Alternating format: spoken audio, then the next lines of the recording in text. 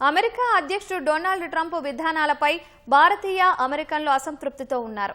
Trump రెండోసారి అధికారంలోకి వచ్చిన తరువాత భారత్తో ద్వైపాక్షిక సంబంధాలను నిర్వహిస్తున్న తీరును 55% మంది ఇండో అమెరికన్లు వ్యతిరేకిస్తున్నారు. కార్గిని ఎండోమెంట్ ఫర్ ఇంటర్నేషనల్ పీస్ విడుదల చేసిన 2026 ఇండియన్ అమెరికన్ యాటిట్యూడ్ సర్వేలో ఈ విషయం వెల్లడైంది.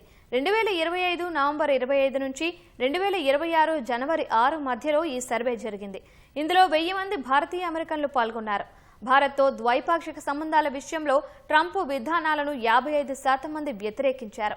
వాణిజ్యం, వ్యూహాత్మక సహకారంలో నెలకొన్న విభేదాలు క్వాడ్ కూటమిని, ఇండో పసిఫిక్ లక్ష్యాలను దెబ్బతీశాయని వారు పేర్కొన్నారు. 25% మంది మాత్రం ఎలాంటి అభిప్రాయాన్ని వ్యక్తం చేయలేదు. మరో 20% మంది ట్రంప్ విధానాలను సమర్థించారు.